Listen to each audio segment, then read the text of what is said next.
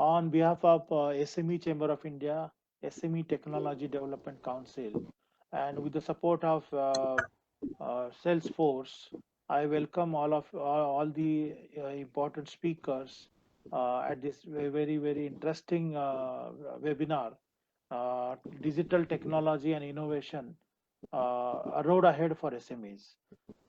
This webinar jointly organized with the Business Standard, which is leading newspaper of India, and mostly the readers from the industry and SME sector. On behalf of the chamber, I welcome all these eminent speakers, particularly from the CSIR and the World Manufacturing Foundation from the Italy and from the Salesforce. Friends, particularly from the SME sector, in this pandemic, last 3 months, we are facing a lot of problems. As one, the industry is not working, businesses are all stuck, and most of the people are working from home and using the technology. Focusing on the industrial technology particularly, we have started SME Technology Development Council, and through that we are supporting SMEs to acquire latest technology, acquire patented technology, acquire advanced technology, particularly for the production of the quality manufacturing, quality products, not only for local but it is a global market. Friends, most of the SMEs in India, they can't afford the advanced technology. They are dependent on the technology invented by others. But now last 5 years we have started encouraging SMEs to look at the particularly for the innovation, invention, particularly research and development. The Minister of MSME, Minister of Commerce and Industry, Minister of Science and Technology, and especially CSIR, they are putting efforts to bringing new and advanced technology, utilization for the productivity, utilization of the quality services, and mostly making and encouraging SMEs to become Atmanirbhar, self-reliant. So this is a very interesting initiative by SME Chamber of India. And on behalf of SME Chamber, I welcome Dr. Shekhar Mande, the Director General of Council and Scientific and Industrial Research, and is also Secretary, Department of Science and Industrial Research, Government of India. On behalf of SME Chamber, I welcome you, sir. And this special address will be given by Dr. Alberto Ribolla, who is a president of World Manufacturing Foundation, and who is putting a lot of efforts for the enhancing the manufacturing industry, enhancing the activities in manufacturing industry, and particularly in integrating the top companies, top SMEs, and top the technology providers together for connectivity, developments, and the promotion of the advanced technology. On behalf of SME Chamber of India, I am special thankful to Sanjeev Saha, Regional Director, for providing a handholding to organize this important webinar.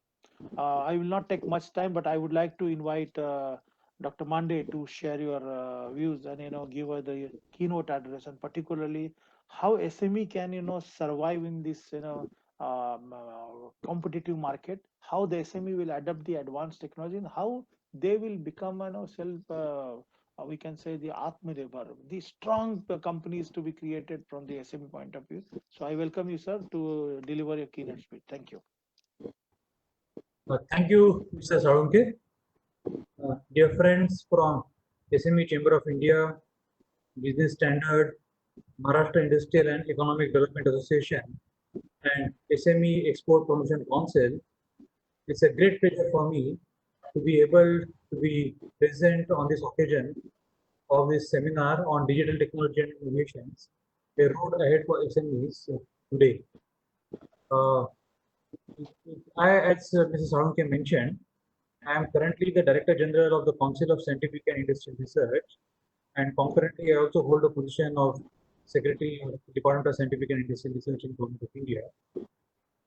As one of the largest research bodies of the country, CSIR has been committed to the promotion of SMEs over the years. And CSIR is the technology powerhouse of the country, and in many respects, we have pioneered many of the technology that we see actually which have been adopted in India at different levels. We actually work very closely with the MSME, Ministry of MSME, and in fact, last year we prepared a compendium of technologies about 200 odd technologies which are there, which are listed on our website, as well as they're listed on the Ministry of MSME's website, and they're available for SMEs to take them forward. And we take our work with SMEs as some sort of a social good for us. We don't actually charge much money for tech transfer or something on this. Our essential objective is to make sure that the technologies go to the correct kind of people and they get benefited out of it by commercializing these technologies. And that has remained the focus throughout in the last our 75 years of journey.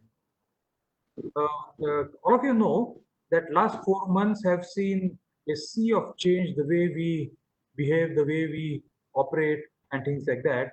And it has led to multiple challenges in the society, right? And one of the worst affected sectors, to my personal belief, would be the SMEs. Because so many people from an unorganized sector, they were working with SMEs or something, but they could not find their livelihoods. And have been by far one of the worst affected sector is that. That's actually a very sorry state. And what we should do collectively, and for which government is committed, the Honorable Prime Minister has made several announcements towards this, but also all the departments of government, including my own department, we are committed in resurrecting this. So what I would like to appeal through this particular forum to all of you is do not hesitate in approaching any one of us if you need any technology-led solution for your own value for whatever you are doing. So I'm always available on the email. Please do send us an email and we'll be happy to do that. Now, as Mr. Salunkhe rightly mentioned, digital technologies actually we foresee will play a very increasing role in many of the different aspects in this resurrection process. Towards this, what CSIR has done is, as a first step, created a supply chain module, which the SMEs may actually like to look at, something called Arogya Path. On today's date, it is essentially COVID related. So all the suppliers and buyers can register on Arogya Path and try to see whether you would benefit by quick dissemination of your products through this particular portal. This is based on the platform where we have a very highly successful platform called Kisan Rath, in which we try to connect farmers with transport associations. The farmer produce so that there is no need for a middleman. So the farm produce can go directly to the transporters and can be transported to mandis and markets and so on and so forth. So on that particular platform, we have created this Arogya Path, and we do hope that SMEs would register on this and you benefit by it. It's actually free registration, so you don't have to pay anyone any money for this particular one. In the sole hope that you would benefit by this particular one. So what I would like to once again reiterate the fact that changing times, these are challenging times. All of us have to rise to the occasion, and all of us have to make sure that we contribute to the resurrection of economy as is desired for the society of our country. I wish you all the best in this particular seminar. I look forward to the deliberations that what you have, and I would like to catch up with Mrs. Salunkhe at another time to catch up and see what were the general conclusions of the seminar and where CSIR and DSIR can actually play an active role in promoting the SMEs. Thank you, Mrs. Salunkhe, for your invitation. Jai. Thank you, sir. Thank you very much for your kind words. I have one question related to, particularly how we can utilize the CSIR, the platform, particularly for supporting SMEs for quality, productivity, innovation, invention, and joint venture. So there are many ways that you can do. So CSIR, as you know, is a chain of laboratories across the country. There are 37 different labs, but we have about 50 different locations. So what in principle you could do is contact any of our closest labs that you have, or look at the profile, what exactly the technological solution that you are looking for, and contact us on that particular one, and we'll be very happy to help you on that. Apart from that, CSIR also offers is facilities. So if you think that there are some high-end facilities, infrastructure, that you would benefit by using that, that also we would like to offer that you can come to our lab, use our facilities, for example, mass spec facility or sequencing or whichever you can think of large scale facilities. You're welcome to come and use these facilities. Okay. Through the SME Technology Development Council, we have started identifying the companies those are looking for innovation invention. All of you are aware that SMEs in India, they cannot afford and they cannot put more time for innovation because already they are under the burden of many issues. But we want to develop connectivity, and I would like to appeal the SME sector, those are watching, those are listening this webinar, and rather after this webinar also they can approach to SME Chamber of India, particularly if you are looking for technological development and guidance and support from the CSIR. Coming back to the Dr. Mande, I would like to request you for spare 5 to 7 minutes. If you have a question for Dr. Ribolla, the manufacturing point of view, you can ask Dr. Mande.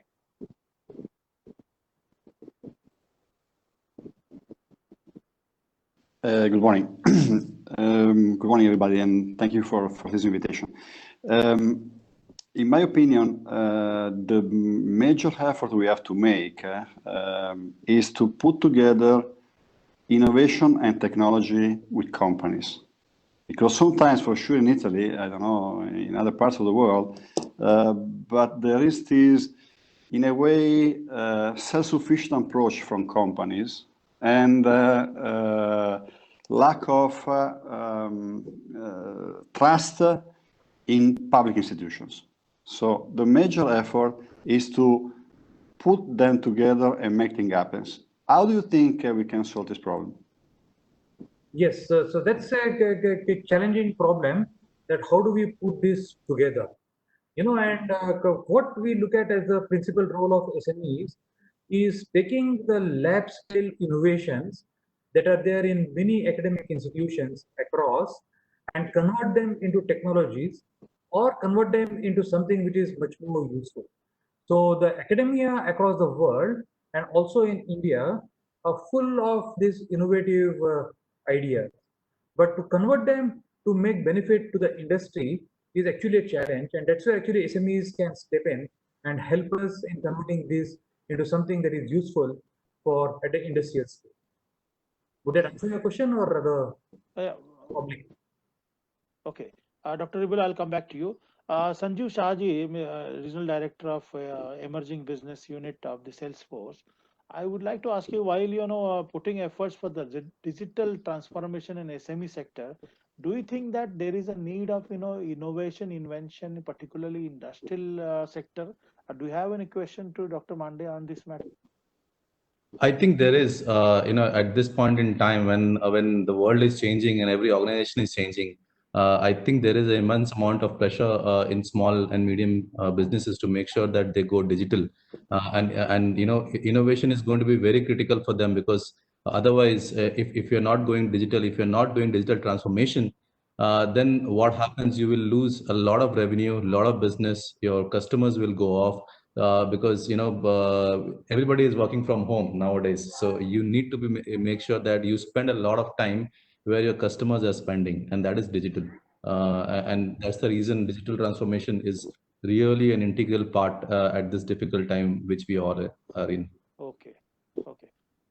Amit, since you are putting more efforts for the robotic and the automation sector, would you like to ask any question to Dr. Mande on this? Is going to be a future, and that is we need of an hour.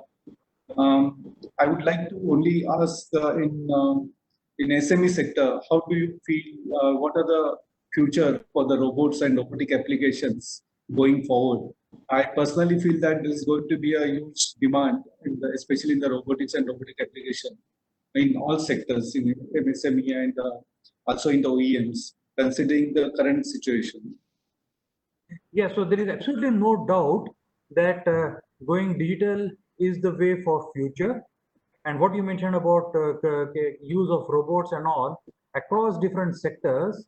And in fact, I mean, if you look at something like smart manufacturing or whatever, or additive manufacturing and all, in every sector that you can think of, it is actually going to play a very important role. All the digital technologies are going to play an important role.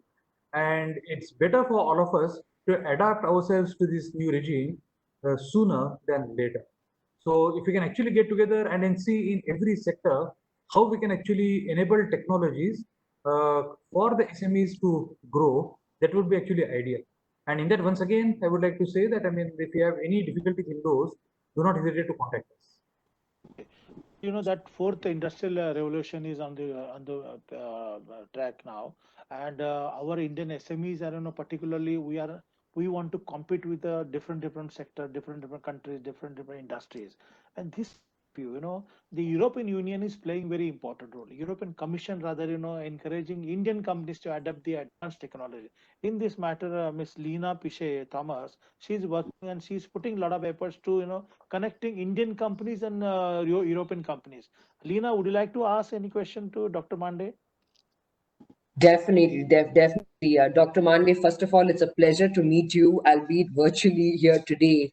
I've been working in the technology space for a long time, and I've known about CSIR, and really glad to know about the compendium of technologies that you have put together.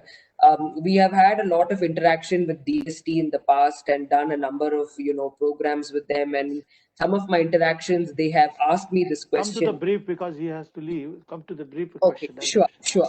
So, so I think I'm just going to cut to the chase. And, from the European Union point of view, our organization is representing the European Commission platform for SME tech internationalization. And it is a two-way street to help European tech SMEs bring their technologies to India, and also to take Indian innovation, even at the R&D level or at the SME level, to not just Europe, but to the 60 countries of the enterprise. So, over here, we have seen that one of the things is we'd like to know what are the technologies that Indian SMEs need, what is already available, and where can international technologies bridge the gap. And so one is, understanding where are the gaps, how can we fulfill those gaps, and actually really create the partnerships and have business deals, whether it is for co-creation of IP or acquisition of IP or even development, of IP, but for a specific business model. So I think we ought to focus on that. What is the business model? What is the revenue model? Because I think there is no dearth of technology or need. The issue is, how do you manage that? Now, how do you make it work? Where do we raise the funds for the SME to adopt the technology? Once he finds it, how does he, acquire the IP, and so on and so forth? Okay, please. Yeah, I think there's a very good thing that you said about the technology acquisition and technology co-creation, and all these models are possible. So basically, all that we need to do is need to bring all the academia and SME together and have more closer interactions of all of us once in a while. And as long as we are able to increase these interactions through platforms such as this, what we are meeting today, I'm sure we have a good future. So there are plenty of technologies which are available for acquiring them. There are plenty of technologies they can be created, and there are plenty of technologies we can actually co-create together by stating the gaps that are required. So all of these are possible, and we must try to do that. So maybe drop a mail to me at some point of time, and we'll see how do we take this forward. Sure. And final question from the Mr. Chakraborty on behalf of Business Standard. Hello, sir. Good morning. This is Subhayan Chakraborty, as Salunkhe mentioned, from Business Standard. I basically had just one question for you, because you have been closely overseeing the efforts to create some kind of a vaccine against the current coronavirus over at CSIR. How exactly, because we are looking at a lot of news whereby a couple of major companies, they are looking at third stage clinical trial. My basic question was that how exactly is the government helping SMEs get into this particular game as well, because a lot of them had expressed a lot of interest in trying to find a cure. So we are actually promoting very actively. In fact, we are working very closely with SMEs on all different aspects of COVID mitigation. So we have, for example, starting from making of the nasal swabs or the sanitizers or PPEs, many different aspects that we have worked with, digital thermometers. In all of those, CSR labs have technologies of them, and we have actually transferred them to SMEs in the Bangalore, Pune, Delhi area, and we are working closely with them. But if anyone has actually thinks that there is a gap in particular sector and think that there is a possible solution that CSR has, once again, do come to us. So CSIR works on 5 different verticals in COVID mitigation, and vaccines and drugs is only one vertical. But we also work on PPEs, hospital assisted equipment. We work on diagnostics and whole lot of them. So there is a full spectrum of technologies which are available, and it is more than welcome if SMEs come forward in this joint fight against Corona. Okay. Thank you very much. Thank you. Thank you very much, Dr. Mande. Thank you for your kind words and your, your interest and, initiative for the supporting SMEs, particularly for empowerment of the, quality manufacturing, not only compete with the local market, for the global market. With this word, I am thankful to you for particularly participating in this webinar. Thank you very much. Thank you. Namaste.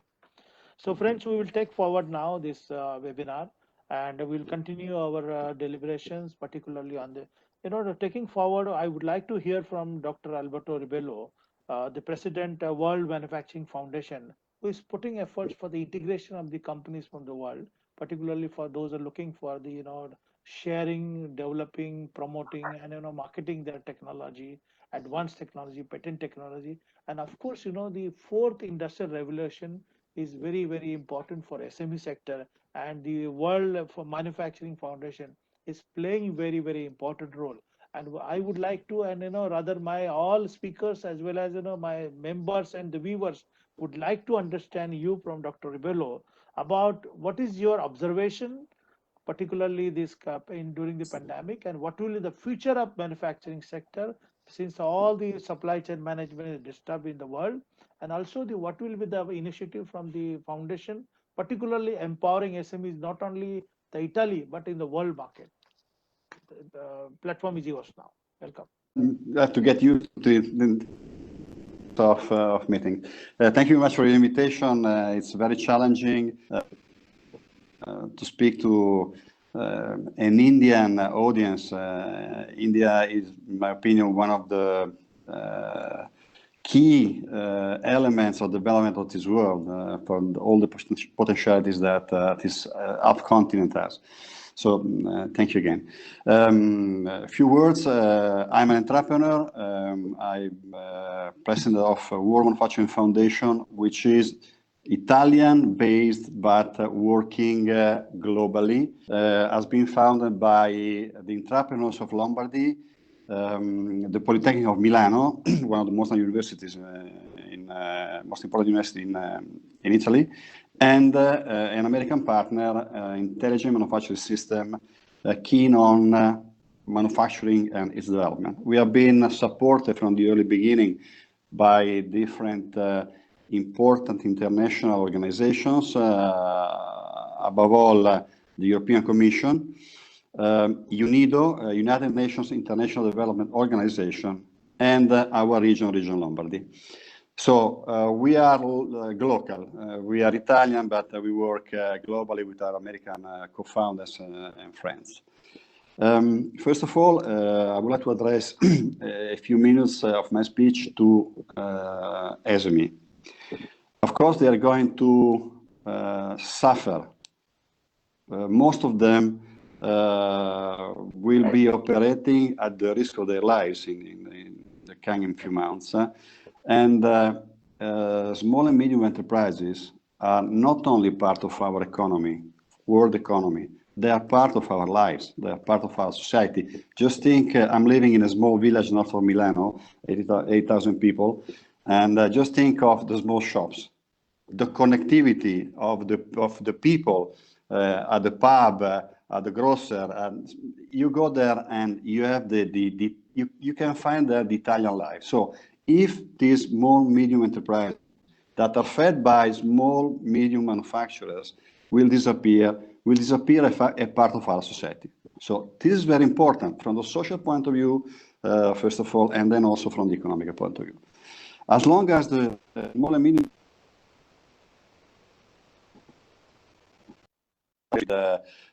politicians in general, the first thing to be done is to spend well the money already allocated.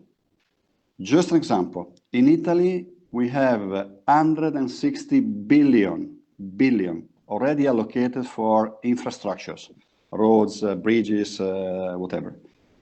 For one reason or for another, they're being slowed down by bureaucracy. So the first thing is to release. It's 10% of our GDP to release worldwide this great amount of money that has been locked for bureaucracy.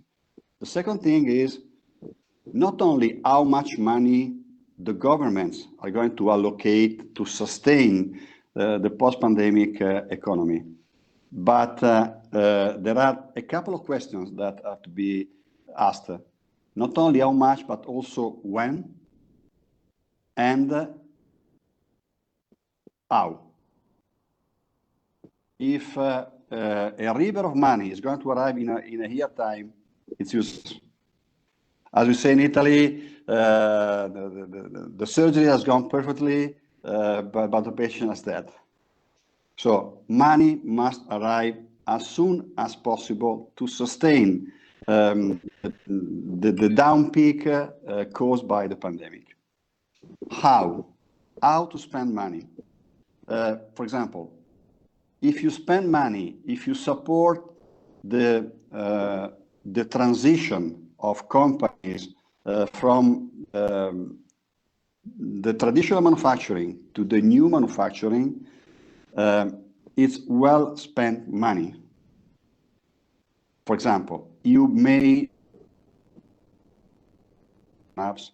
finance a competence center. So you have to allow small, medium enterprises to have a quick access to new opportunities in technology. It's the question I asked before to CSIR general manager. How can we oblige the small, medium enterprises to understand that technology is important? Another simple question. If in most cases we're going to concentrate in fancy topics, robots, in artificial intelligence, etc. But if we do not guarantee to companies connectivity, so the broadband, they will not ever be able to compete worldwide. So also the how we are going to spend the money is important. But the most important question, I'm an entrepreneur. Entrepreneurs should ask themselves, big or medium or small, is how can I help myself? John Kennedy used to say, don't ask what America can do to you, ask what you can do for America. So don't ask entrepreneur what can state or the region or whatever do for you, but ask yourself what you can do for yourself. Because there must be a cultural change in the way companies have to be run. Nothing is going to go back to normal. Everything will change, and the companies that will try to fit themselves to a new situation will be better off. To do that, you not only need money, you not only need technological support, you need also a total different approach. As long as we are concerned, in order to, we are a culture organization, we are a not-for-profit organization. In order to help manufacturing recover, bearing in mind that manufacturing is the key element of any economy. Unless you are Saudi Arabia, where you have oil, either you have manufacturing and afterwards you have everything else, or it's difficult for a society, for a nation, for a state to develop. Manufacturing is the trigger to generate a good economy and a good society, because manufacturing is also an equalizer, for example, of jobs, a creator of good jobs. In order to sustain manufacturing, we have to generate a new culture. To do that, we have just launched a project less than 1 month ago. It's called Back to the Future, Manufacturing After the COVID pandemic. It has been organized picking out 15 topics within 4 chapters. The chapters are people, how the post-pandemic will affect people living, for example, smart working, that is not going to change the single life, but also the city life. If you go to Milano these days, is half empty. So it's going to change our life, it's going to change our approach, it's going to also to generate a new confidence in this type of instruments, because to speak over a computer, you don't know who's going to listen. You never know. So cybersecurity, for example. So it's going to change us. So first topic, first chapter is people. Second chapter are policies. So we are going to ask worldwide what different policies are different parts of this world going to adopt, and pick out what we consider the best one and try to transmit around the world, around the different states, these best cases. The third is productivity, artificial intelligence, digitization, you name it. And the fourth is preparedness. For example, COVID is disrupting all our supply chains.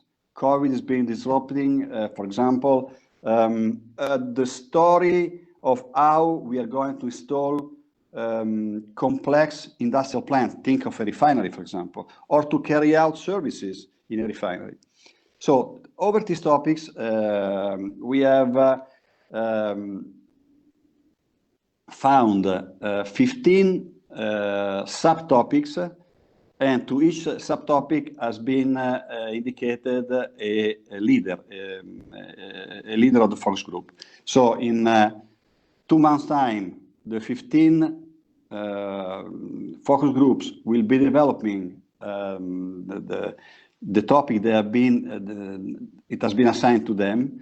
And in September, we will put together this white paper in the new manufacturing after the COVID that will be presented in November in our traditional World Manufacturing Forum that will be held in Chernobyl, in Italy. Each single table, each single focus group will go online live in a webinar modulated by the end of September. Thank you. I stop here if there is any question.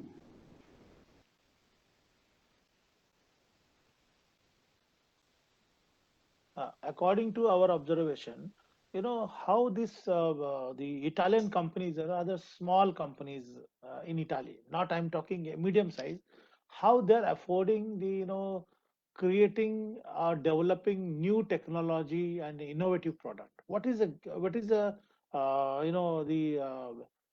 gimmick behind that innovation and invention and research? Can you explain on this matter?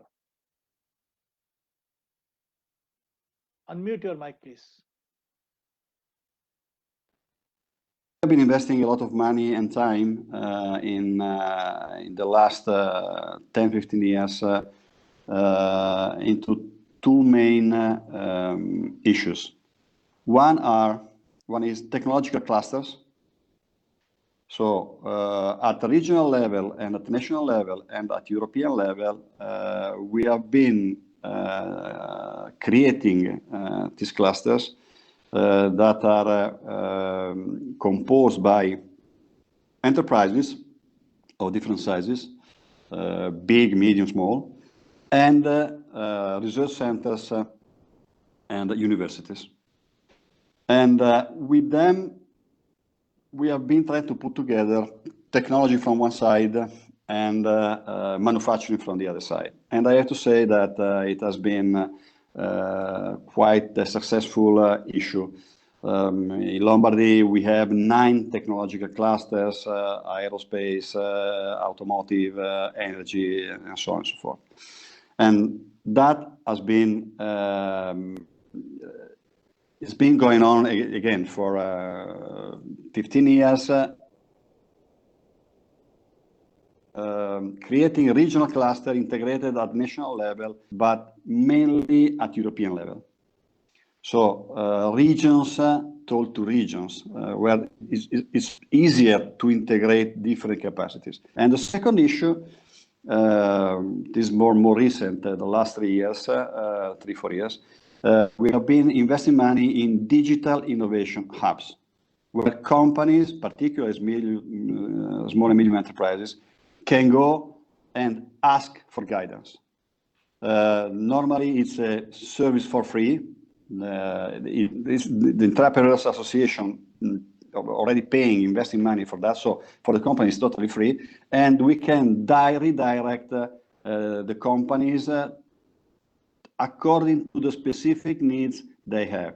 And the second thing is a public-private partnership competence center. So private companies and with some public investment, we have been, it's a kind of showroom where I've been concentrating 6 hubs around Italy, the most developed technologies, state-of-the-art technologies in digitalization. Okay. Looking at this 4th industrial revolution, what is your message to the Indian SMEs? You must be having an observation, study, or reports, particularly for the manufacturing industry in SME sector, SMEs in India. What is your message for particularly for this point of view to Indian SMEs? The first thing is you do not have to be afraid. Okay, that's good. It's a new way. You cannot escape it. It's a new way. So do not be afraid. Like how we are competing with the corona. Yeah, exactly. You have to trust in the future. The second is you have to be trustful. You have to be trustful because somebody has already done it. Somebody has already gone through it. So if you are a good guy, a good enterprise, you can make it. You can make it. The third is to be open. If you are small, not always being small. Being small it's a state. It's not an advantage. You are small, you're big, you're medium, you're Italian, you're Indian. It's a state. If your business obliges you to become medium or big, and you have to ally yourself with somebody, it's not a sin. It's life. Okay. Industrialization benefited by digitization. So what is your question, Mr. Sanjeev Saha, to the Dr. Ribolla, particularly from your point of view? Yeah, thanks, Salunkhe sir. I think one of the questions that I had, you spoke about, how companies, traditional manufacturing companies are changing to the new manufacturing way. So what do you think, Mr. Alberto, are the challenges, an organization face when you try to move from traditional to the new way of doing business at this point in time? It's a matter of cultural approach. In India, in Italy, anywhere. If you think that one of the sentences I hate most is, "We have always done this way."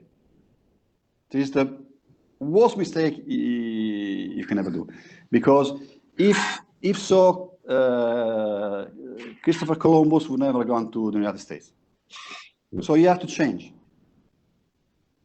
Okay. Amit, Mr. Amit Bhingurde, do you have any question to Dr. Ribolla?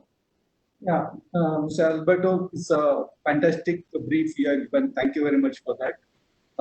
Only my question from our side is that in case, the Indian population is in second compared to the world immediately after the China, and having the automation and robotization in the country is going to be a big challenge. There's always a fear of losing the job. So how do you react for such kind of doubts or the fear in the mind of MSME members? Sorry, I didn't quite get you in the last other question. Amit, because can you repeat again? Yeah, the Speak loudly. Currently considering the total population in India, in India compared to other countries like China, we are in the second number as far as the population is concerned. So we have a lot of people are depending on the MSME actual working with hands. When the automation comes into the picture, robotics and automation come into the picture, how do you find that this will help in India? I got it. I remember that 2 years ago at the World Manufacturing Forum in Chernobyl, there was the Minister of Industry of Cambodia, and we were discussing about robots. He was saying, look, we are 10 million people, and if I incentivize automation, how can I generate jobs? Most people will be fired. It's a social problem. And the answer is very simple. In the history of mankind, from the invention of the wheel on, people have always improved their standard of living. Always. Always. The Ludism, destroy the machine because it's going to generate unemployment, it's a total mistake. Technology will take over. Technology will win, and there's nothing that any one of us can do against that. So the idea is that states should and enterprises should follow the wave, should believe in a new economy, should believe in technology, and to generate new products and new services.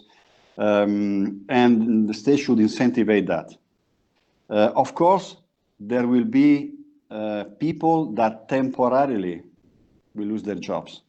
So we have to think of them. We should not leave them alone. So from one side, we have to incentivize the development, digitization, etc., that is going to generate a higher number of jobs and better pay. But on the other side, we have to think of people. There is a study from McKinsey that from 2016 to 2030, the world will generate 900 million new jobs. Fantastic news. From the other side, the same trend is going to cancel 450 million. So we have to, the 900 million new jobs we are going to create, technological, well-paid, but we have to take care of 450 million that they're going to lose the job. And we have to make them in a way trustful that we, the states, are not going to leave them alone. They are going to retrain them and to find them a new job. Okay. Dr. Ribolla, there is very interesting question came from Mr. Romi Kumari that for a new innovative product, there is no existing process for manufacturing. How a young entrepreneur can cope up with all challenges from setting up manufacturing unit to marketing? Well, if I knew that, I would be a billionaire. That's great. Okay. No, the only thing is that, first of all, you have to have ideas. Second, you have to trust institutions. I see in Europe that there are many support that a young entrepreneur, a startup can receive from a regional, a national, or European organization. So I would, the suggestion I have is go to some association, entrepreneur association, and ask for advice. Okay. See, currently, a lot of listeners are sending SMS and messages and questions. I would like to inform all the viewers and members and those who are watching this webinar. SME Chamber of India and SME Technology Development Center is are providing the support to the SMEs. Those are looking for joint venture, technology transfer, contract manufacturing with Indian as well as foreign companies. We are supporting them to acquire this advanced technology, patented technology, and to support them for collaborations also with the Ministry of Commerce and Industry, Ministry of SMEs, MSMEs, and Ministry of Science and Technology. Rather than also CSIR, we are supporting this way. So those are having questions, and those are having a requirement, they can write to director@smechamber.com. Director@smechamber.com also. I would like to ask, Mr. Chakraborty, if you have any question particularly to Dr. Ribolla.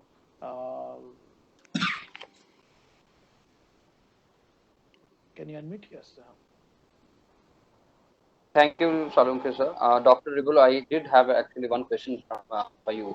As you rightly mentioned that things are not going to be the same anymore, no matter how much we hope for it, and technology is going to win. On that note, as you may be aware, India has always been a little bit of an early adopter in a lot of technological spaces. However, like many countries, it has not been very evenly distributed across sectors. So, with the way things are, and with regards to the opportunities that new technologies are going to bring us, that you mentioned, do you think that there is a risk that most of these early gains may flow to established corporates or businesses which already have the capital or the manpower to invest in this, rather than MSMEs? Or, or is technology really the great equalizer? Uh, that's a good question. I'm talking through an iPad. iPad is an American product, but the first guy, the first American touching an iPad is the gentleman from FedEx to deliver it to Mrs. Smith in Ohio.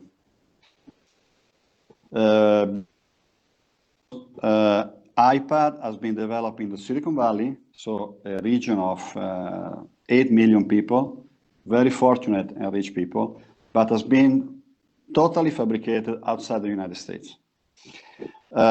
If you go, you think of America as a rich country, which is, but there is such an uneven distribution of wealth that sooner or later is going to if you go to San Francisco and you go to Detroit, it's always the United States, but you find a total different situation.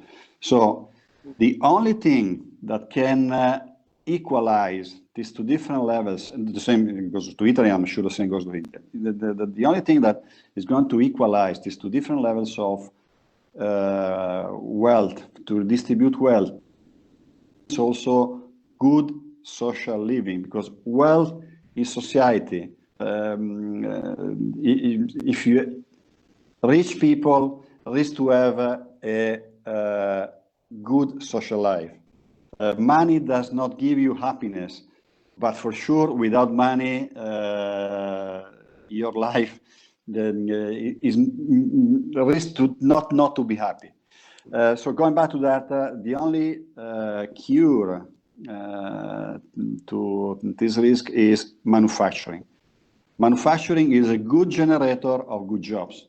If you have manufacturing, there is a distribution of the wealth generated by ideas. If you do not have manufacturing, like Silicon Valley, there will be a cluster of very, very rich, fortunate people, but the risk that is your mates are not going to enjoy of the creation of this wealth. Okay, thank you. Leena, you are coordinating with a lot of European companies, and you have a good experience with the working with the European Commission.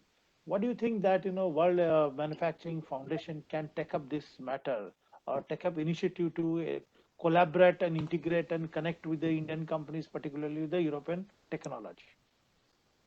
Oh, that's a very good point, Chandrakant. And in fact, that was going to be my question. Alberto spoke about, the tech cluster concept, which has been a long used concept in Europe. And my question to him and all of us would be, can we create something like that in India? And I know there is also a European cluster collaboration platform that looks at, connecting European clusters to clusters internationally as well. So, and from the way clusters function, I believe we need to have a cluster management unit, and so maybe Chandrakant, SME Chamber and Enterprise Europe Network India, we can create a cluster management unit that actually connects the technologies with different SME manufacturers or different SMEs in India. So as even Dr. Mande said, there needs to be some handholding. Just having a list and just sharing is not going to cut it for us. If you want to, SMEs will need the handholding. So maybe given the World Manufacturing Association, they have a lot of companies with experience. They can share with us some case studies of, of how the manufacturing through the use of technology. And we can use that as examples to inspire SMEs in India, plus create the cluster management unit between ourselves to handhold the SMEs, to connect them with European or Indian technologies, as you said, to upgrade their manufacturing. And I believe if we can showcase the partnership and the viable business model, it will not be difficult to raise funding. Okay, Dr. Ribolla, your comments? I go back to what I was saying before. It's not only a matter of how much money you're going to spend, it's also how you spend the money. But that in 2008, Lombardy, the concept cluster was unknown. Our region decided to incentivize the creation of cluster and put some money, not a tremendous amount of it, by the way, but it put some money on the table. When you put some money on the table, it means that you have a policy behind. Yeah. You have been thinking of a strategy, and you have been financing the strategy. So, Region Lombardy were thinking that clusters were a key to success in putting together technology and enterprises, and I have to say they were successful. The same, and that was replicated at national level.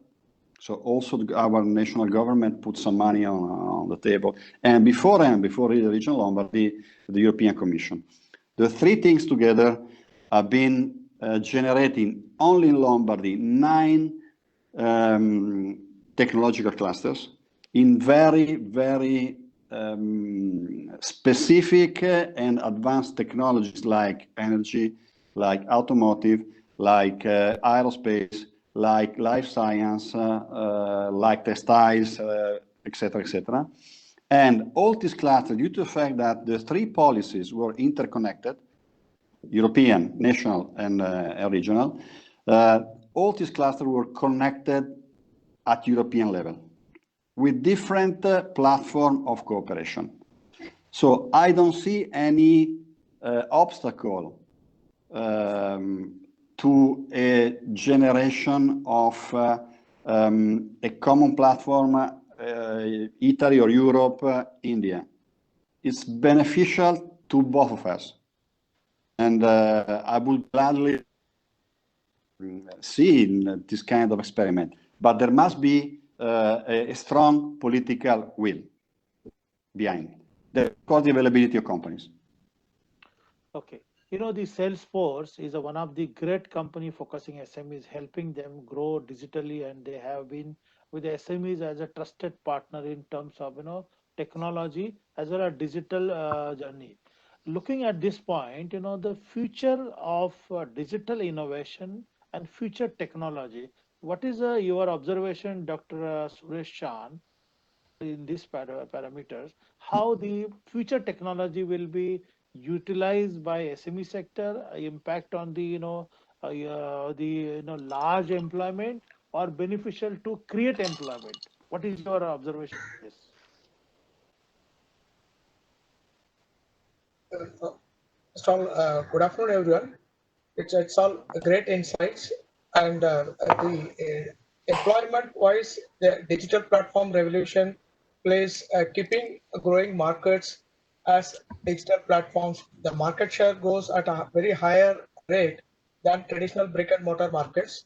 Growing communities as platform reinforce collaboration among people with common interests and play an interesting and increasingly important role in community building.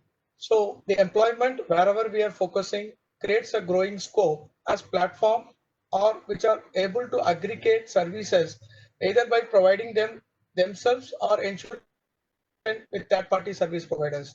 So there's more of a scope from digital platform, and the revolution enables us to fit into that. And the way Doctor said, it's more going to be the opportunities where we have created already, and those things available part of the system. Okay, thank you. Coming to the point about the very important presentation Mr. Sanjeev Shah, I would like to request you, Dr. Ribolla, if you don't have any assignment, can you share? Can you spend some time, more time with us? Okay. Okay. So I invite Mr. Sanjeev Shah to give a presentation on particularly digital disruption and business enablers for the growth of senior executives from the Salesforce.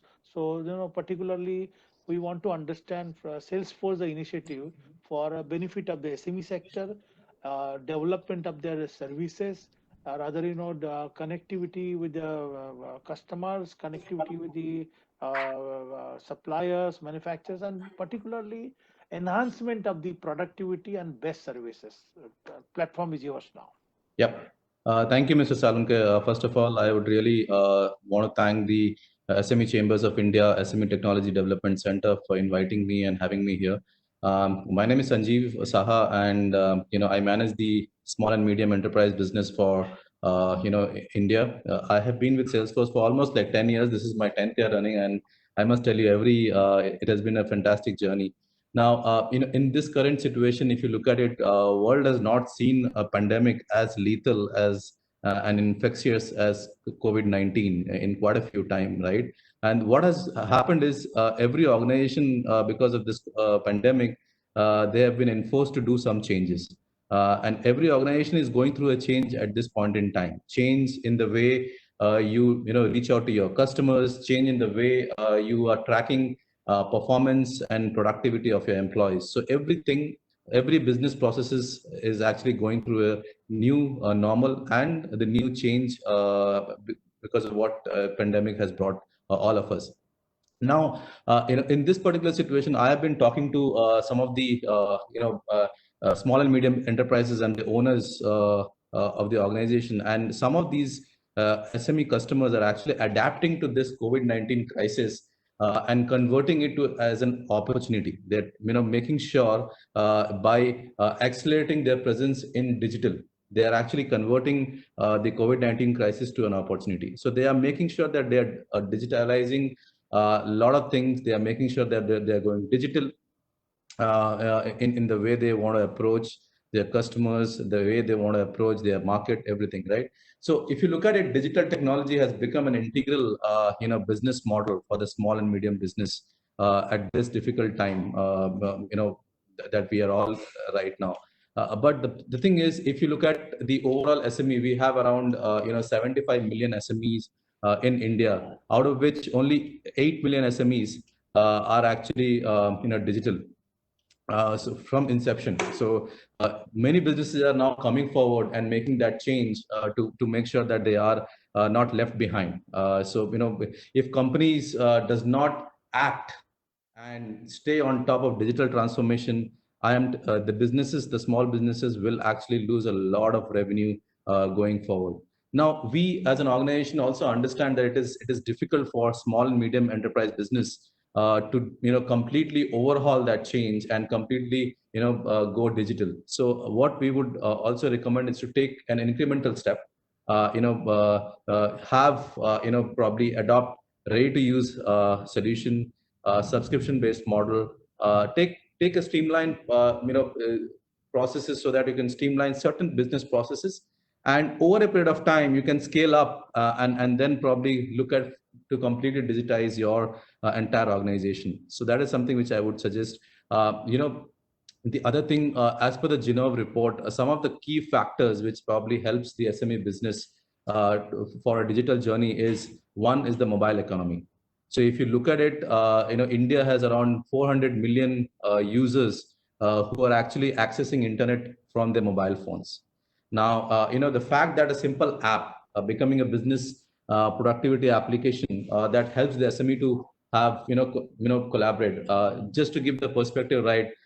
We have 1 million SMEs are actually using WhatsApp to sell their products. So that is one of the key factor for a digital transformation. The other key factor is, I feel, is the increased data connectivity. Look at the way the cost of data has come down. It is the new oil. The bandwidth, we are getting more bandwidth, data bandwidth at a lower cost.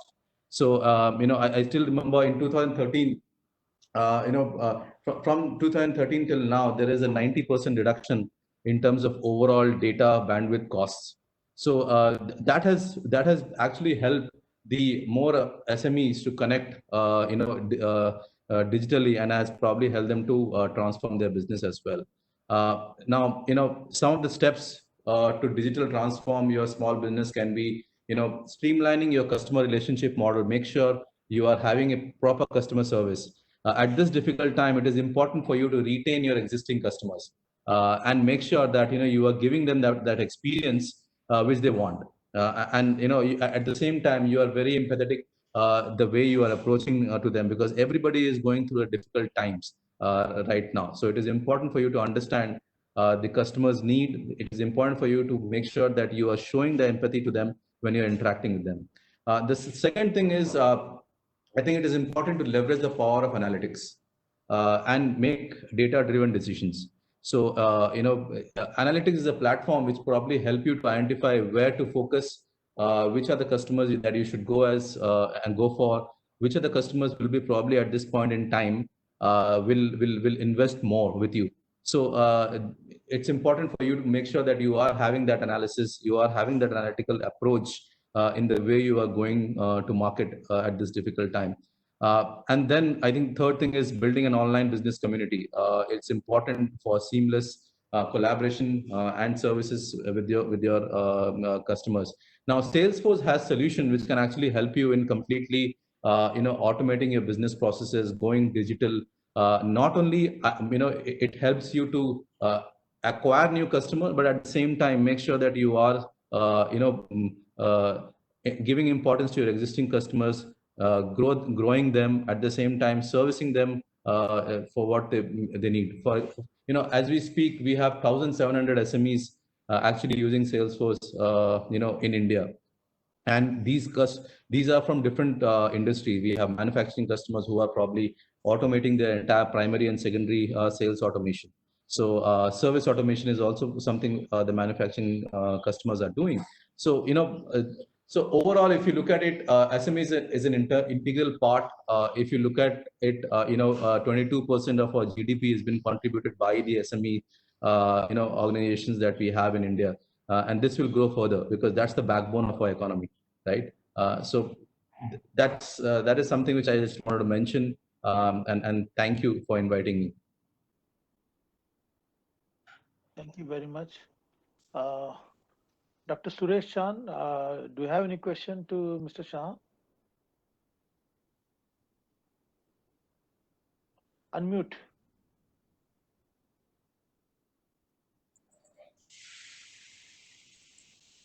Yes, go ahead. Yeah. Of technology requires speedy adjustment from all these SME players. Anything specific where we have to be prepared, or which areas we have to address, so that as part of Indian startups or Indian SMEs, how or what are the minimum things they have to be prepared? One or two. Yeah, I think the minimum things we have a lot of startups who are actually being on our platform.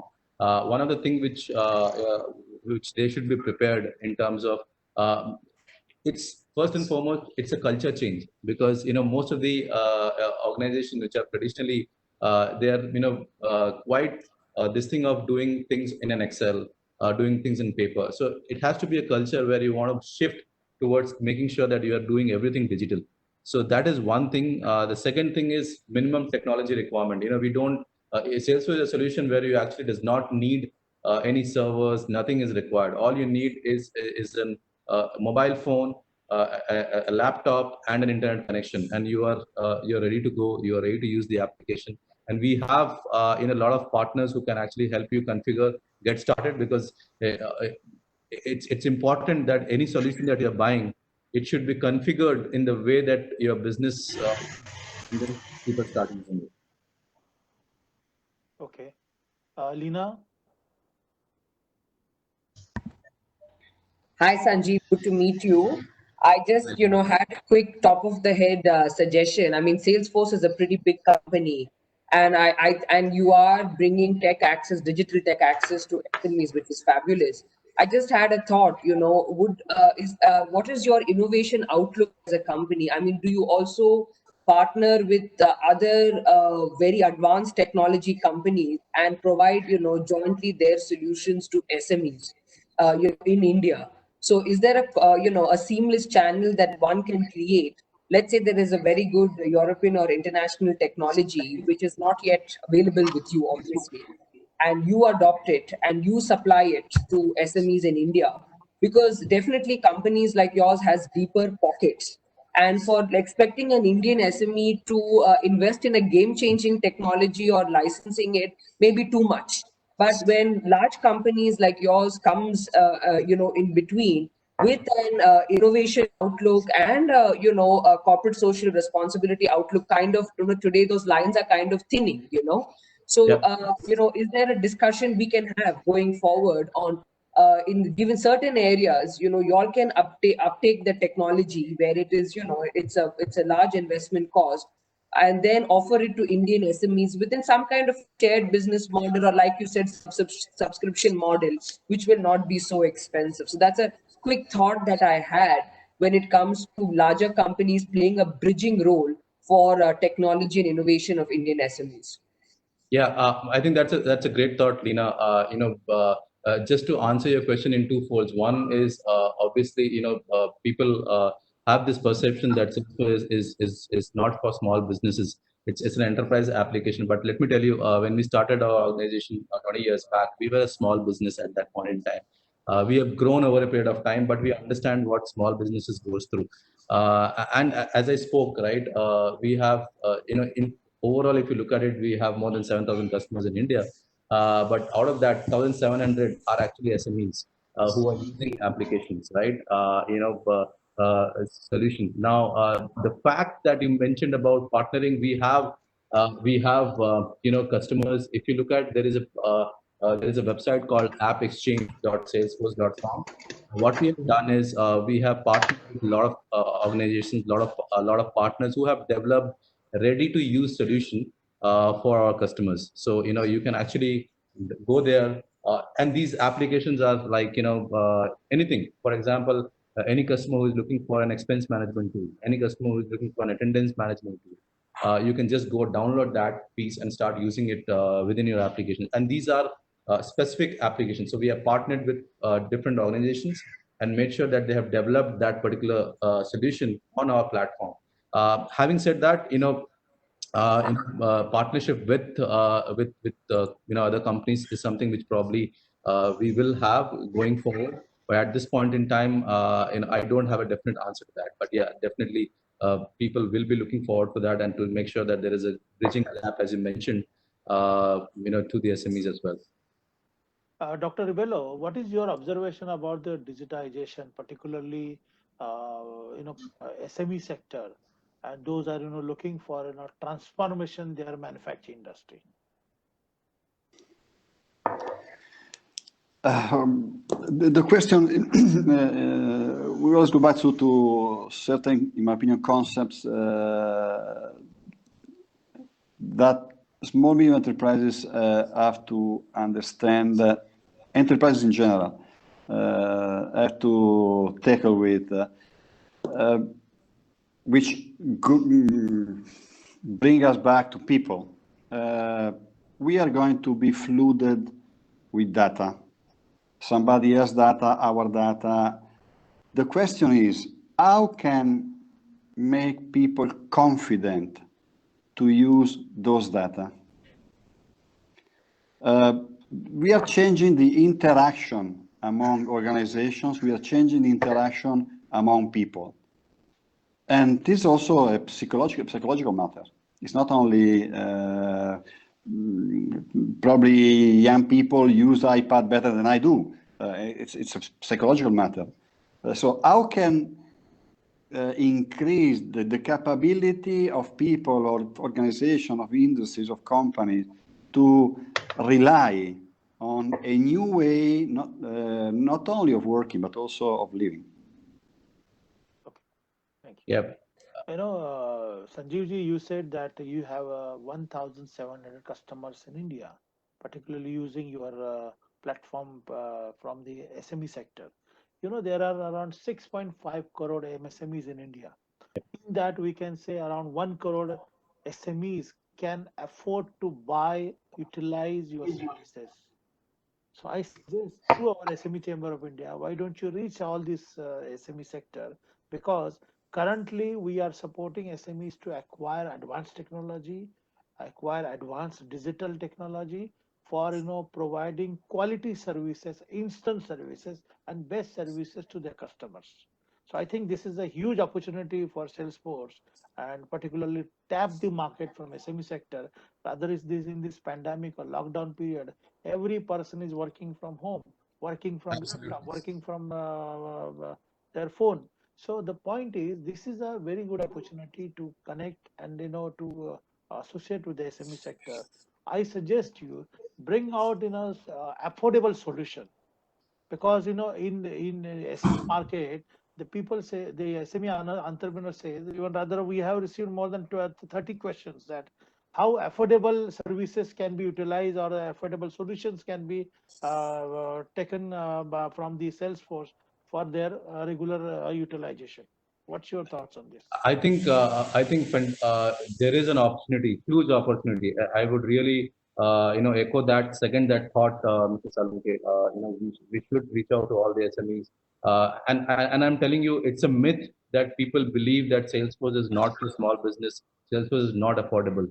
We are really affordable. If customers, we have customers who have bought for one licenses, and we have customers who have bought for more than 100 licenses also in the SME sector I'm talking about.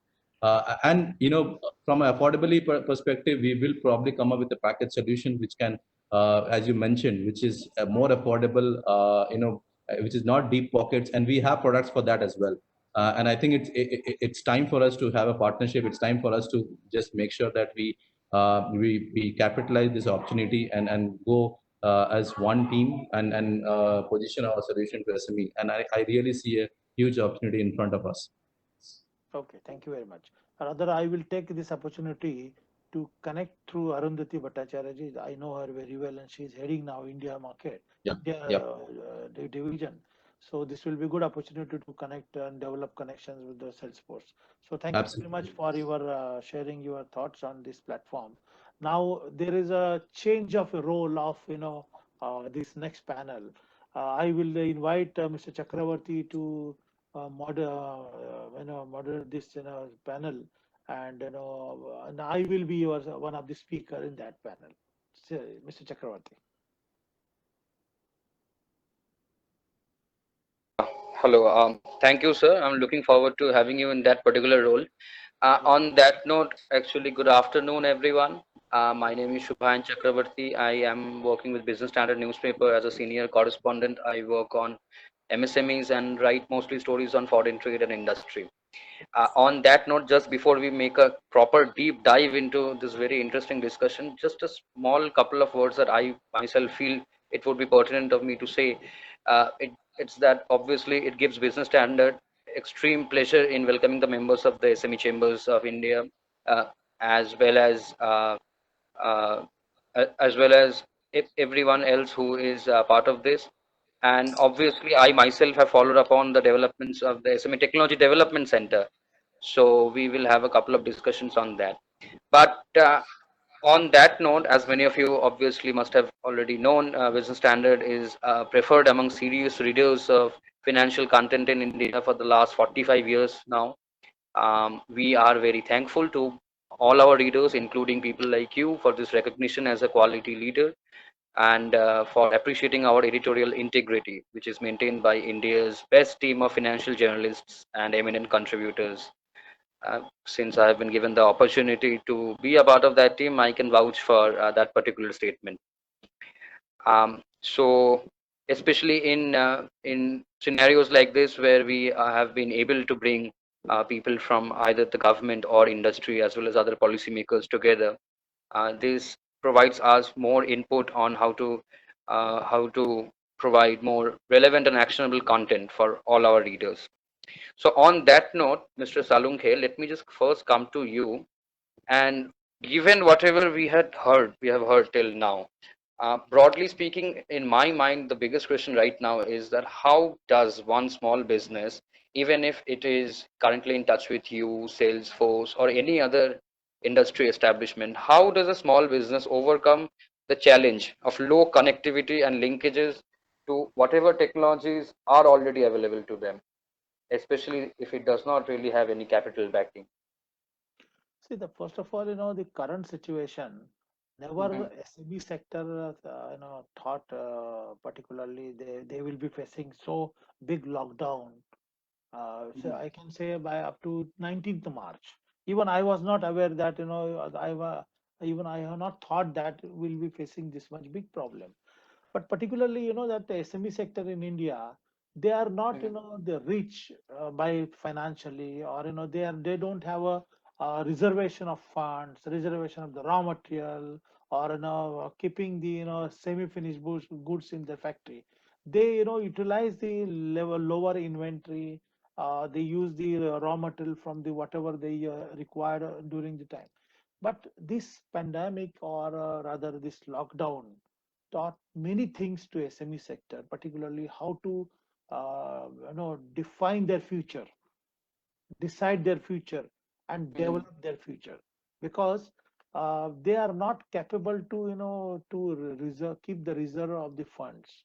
Rather, many mhm, SMEs in India, they face a big problem. Those are not enjoying banking facility to pay the salary for their workers, pay the salary for the employees, and pay the bills to the whatever they purchase material from the market. But this is a pandemic have taught many lessons to SME sector. Rather, the government has also realized that SME is very important, the aspect for their growth. And particularly, where I always say, if the bank is not supporting SME, India will not grow. If India mhm, SME will not grow, India will not grow. India will not achieve the target. But let me inform the SME sector and suggest the SME sector. This is the time now to think and decide and act accordingly to the future, particularly to adopt the advanced technology, affordable technology from Salesforce, or the other platform where they can utilize this technology to provide quality services, production of the quality product, to compete with the local and global market. Now we have to compete with the China. Particularly, look at the Chinese product dumping in Indian market. The government is, if the government will stop tomorrow the importing from the China, what will be the situation of industry in Indian industries? How they will produce the quality? How they will produce the production? So this is the many questions will be there. Then the government is thinking, government is working on that. Rather, let me give information to Dr. Ribolla, also, and the other participant at this webinar. uh, the Honorable Prime Minister of India invited me to explain, share my thoughts about the SME sector currently facing in India on 27 December. Rather, we have decided to meet for half an hour, 45 minutes, but Honorable Prime Minister spent 3 hours to understand to what is the situation of SME sector in India. What is the role of government? What is the role of banking sector? What is the role of the other regulatory bodies? And what can be done for SME sector? And you had seen the 3 lakh crore, the package declared by government, and some support and initiative by government. And I'm sure that the Honorable Prime Minister will definitely look into this matter to empower SMEs, for particularly to compete with China market, compete with the other European market also, and compete with the Korean, Japanese market. This is a time now to empower SMEs. This is a time to strengthen SMEs, and this is time to give importance to the SME sector. Thank you. Okay, thank you, sir. On that note, I would like to move on to Ms. Thomas.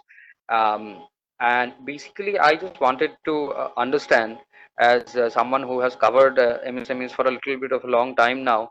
But interestingly, do you feel, ma'am, do you feel that over the last couple of years, you have seen some kind of a significant increase in the incidence of MSMEs themselves going for more technology adoption? And then, if they do, I mean, basically, what are the main challenges right now?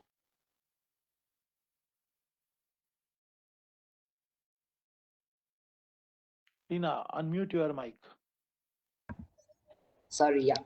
So there are two things I'd want to talk about. One is on the Indian side, there are the slightly medium scale companies who want to adopt technology to not just improve their existing business, but also to pivot their current strategy and to move into newer areas of business opportunities as well. So one of the things that technology brings is that you have the opportunity to pivot and move into newer areas of work.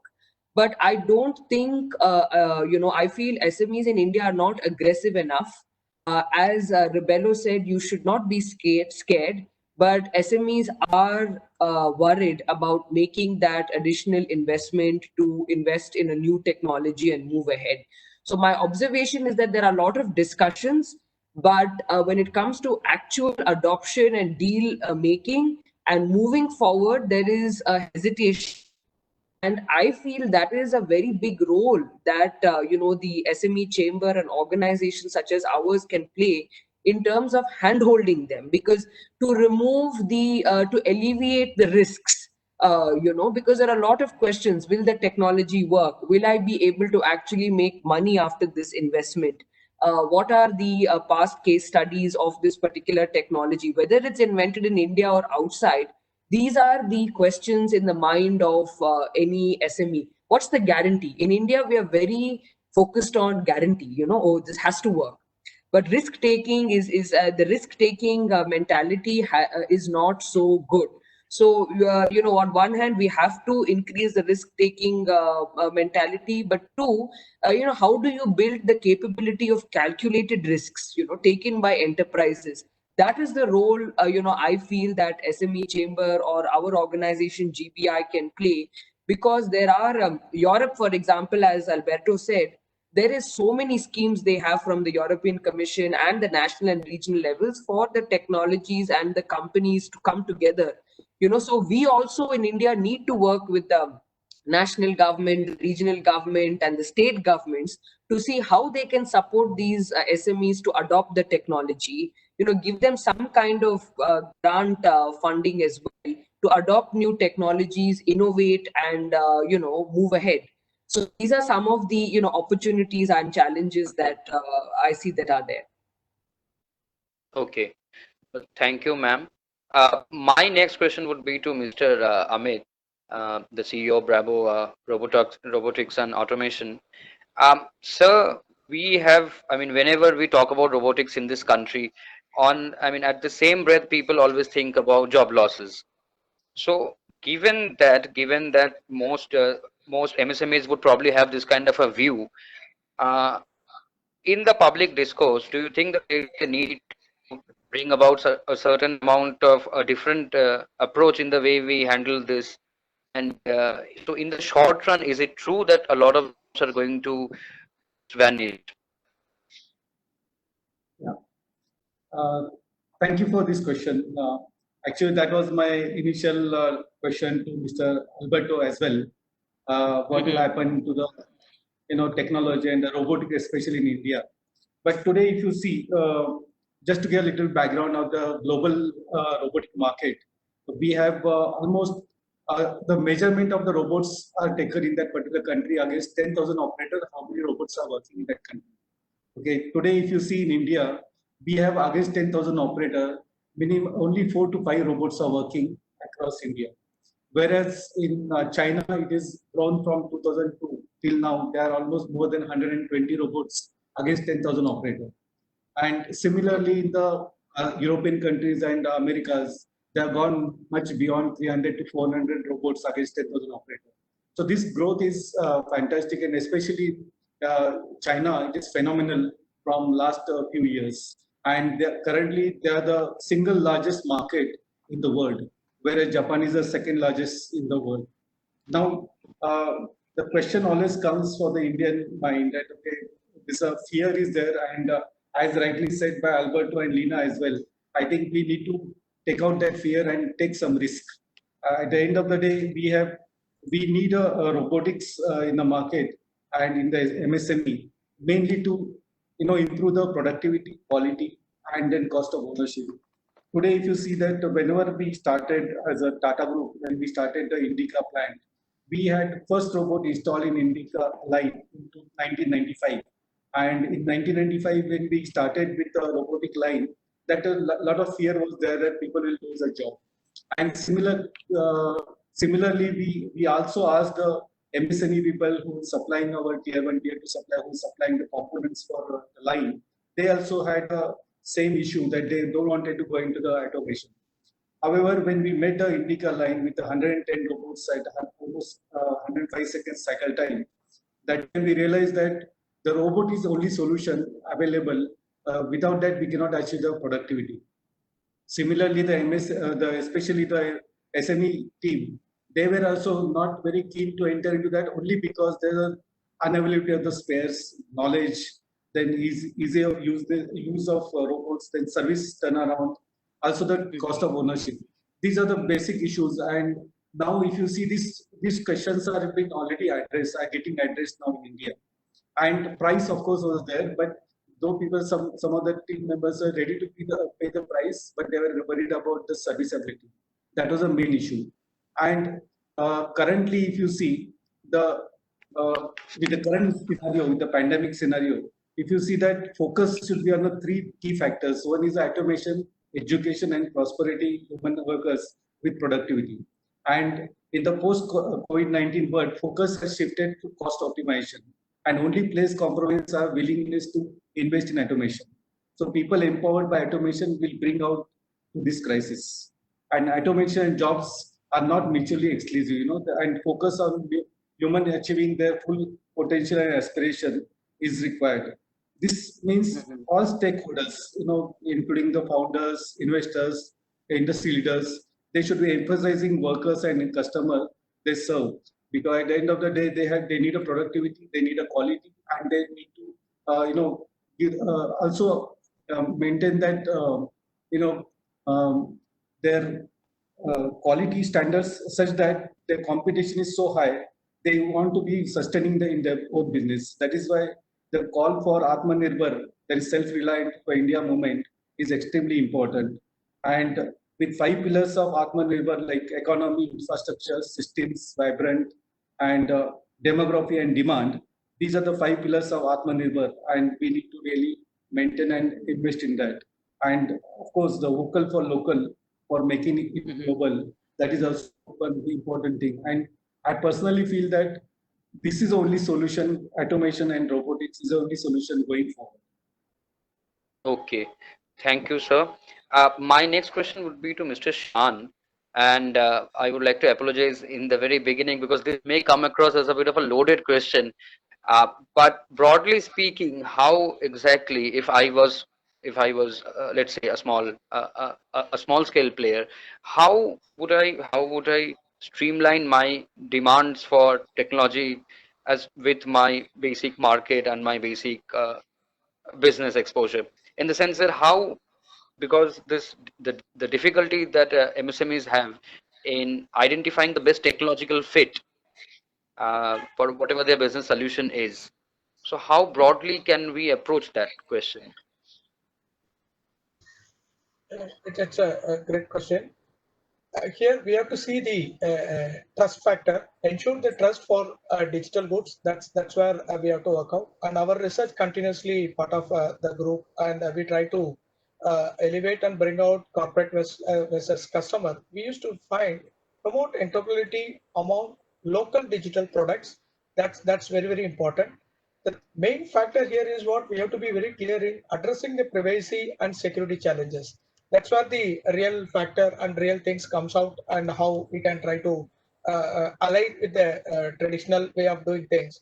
But if you take it very clear cut to say, are you operating in rural India? Then we have some sets of information, sets of industrial technology for SMEs, how to make it more flexible, how to be data driven for the production process, how to create the disruption innovation and enable the masses for customer. Localized customization is very important when it comes to last mile, especially from the rural India. And our continuous 2 decades of research says very clearly, create as much as tailor-made schemes, smart customized products, will allow SMEs to understand how products perform multiple customer environments, where the product can be simple, but try to create that availability and affordability so that it matters a lot. And especially digital technology, especially to enable SMEs in competitiveness or higher productivity, the main quality and the best price, the shorter time to market and new unique types of business models matters a lot when you try to bring out the traditional way. And India, especially if you try to bring it out on the urban parts of India, you can use the digitalization of entire remote logistics with acute value chain, which will lead us to upgrade multiple sectors. Again, this area where people have to focus on multiple sectors and multiple areas, especially if you see the increased revenues or the kind of ensure and empowerment from the industries. We can feel a last mile and multilingual customer satisfaction matters a lot when you try to do in interior parts of India. Highly distributed skill automated workforce. The share and care model matters a lot when you try to position the products and try to bring it out. And ensure agile business rural remote. Again, I'm mentioning tailor-made policy process so that it suits the local hardware and growth mindset. Here, growth mindset generally terms a lot when it comes to global. When you try to make it localized, we should have improved digital local destinations for last mile outcomes. So simplify it, use the digital technology which is expected and try to use a better understanding on quality products and try to create that localized services. Localized services on multilingual has created a very big broad brand, even built across a greater local brand value, especially if you try to see the research as of now, irrespective of rural and urban, we try to have an automation to suit advanced needs, means process to fit last mile operations very important, build on available and affordable seamless connectivity, use something online, use something offline, and try to create a hybrid model, which is going to matter a lot when you reach last mile. Localized, simple, easy, sophisticated, multilingual data analytics, authentic tested data where it is ensured like the particular data is verified and authentic.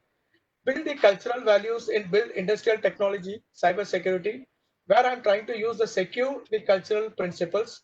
What we are trying to say here in India, strategy exists on paper. Culture determines how things really is get done.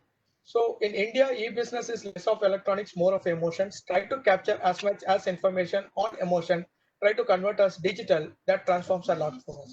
The trust factor matters a lot when emotions are taken care and trying to digitalize as much as irrespective of the sector and markets.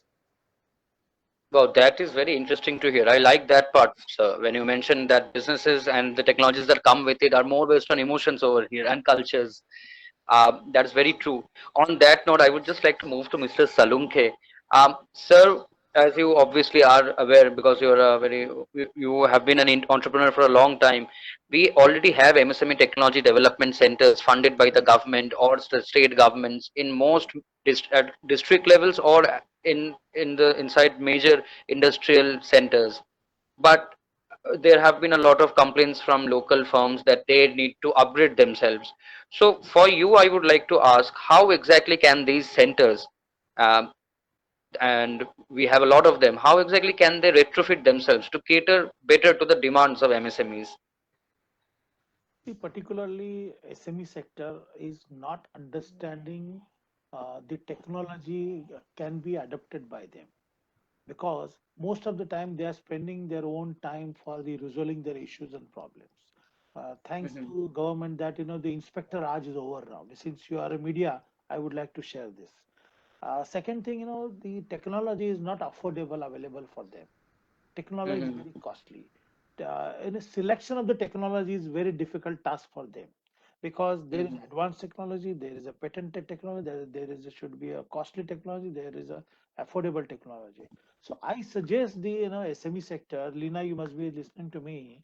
I suggest the SME sector that looking at the competition in the global market, looking at the competition in the China market, looking at the competition in the European market, this is the time now to adopt advanced technology, do some transformation in your industry, utilize the unique technology for a quality productivity, because most of the companies are not giving trust on their quality.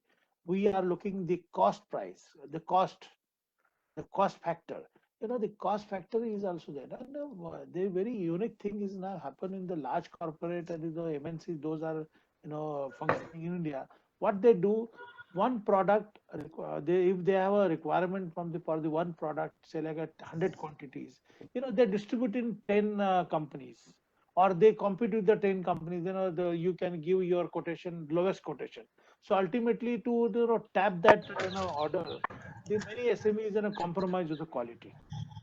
So if there is a Hmm. cost for 1,000 rupees, then a corporate say no, we want to buy at least for say 600 or 650. So ultimately the cost factor is there. So ultimately they have to sell that product at 650.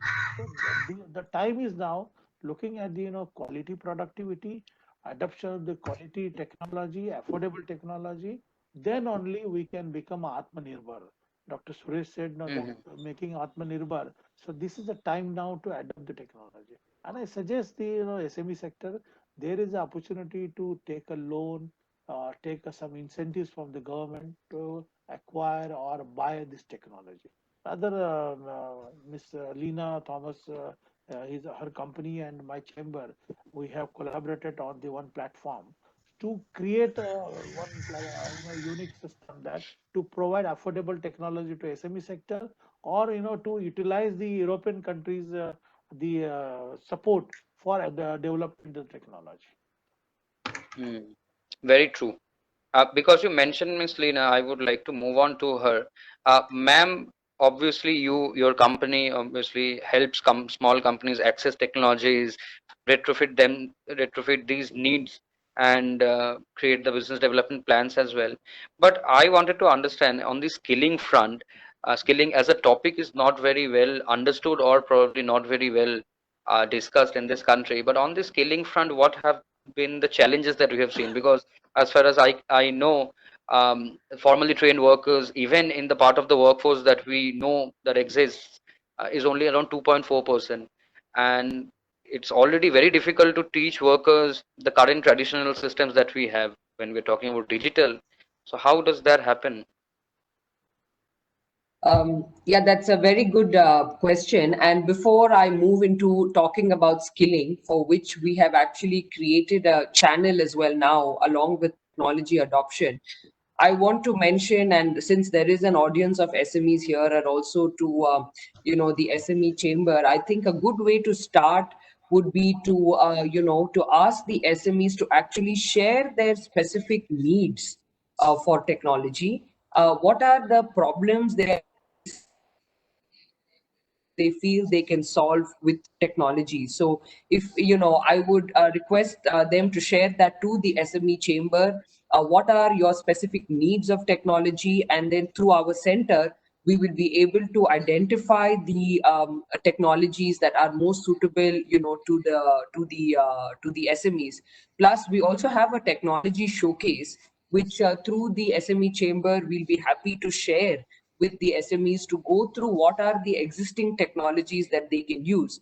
And one of the things I want to mention is that technology can be used not just for business growth, but actually to solve a lot of socio-economic problems, including environmental problems, whether it is looking at air pollution, improving energy efficiency. Those are all the UN Sustainable Development Goal related technologies that we can help bring access to. So going to your point now about skilling, what we actually realized is when we bring international technology into India, we start with demonstrating it, here with our partners. We have partnered with the NTTF, which is the Nettu Technical Training Institute, which is actually based across India. But since we are based in Bangalore, we have set up a center together in Electronic City, where the aim is to actually skill young people with the to adopt these skills that are provided by these new technology companies. So let us say we have a new IoT solution, or a robotic solution, or an air pollution control solution, or a smart grid solution. So you also need, like you said, trained manpower to be able to take it to the market. So we have tied up with this center where young people who are studying mechanical engineering or robotics or mechatronics can actually learn hands-on while new technologies are being demonstrated in live scenarios. They can learn hands-on how to actually use it, and these people will then go into the job market, and they will say that not only have I done this vocational training in a specific field, but I have also worked with other technologies that are not even in the market today. So these are the channels we are creating, because I fully agree with you. It is like bringing this big elephant into India, which cannot be used. And what's the point if we do not create the opportunity for O&M? So operations and maintenance of every technology that we bring in is very important, and building the skills in that particular area is also very important. So when we say we are bringing a technology, we have partnered with the SME chamber to get SMEs to actually adopt them.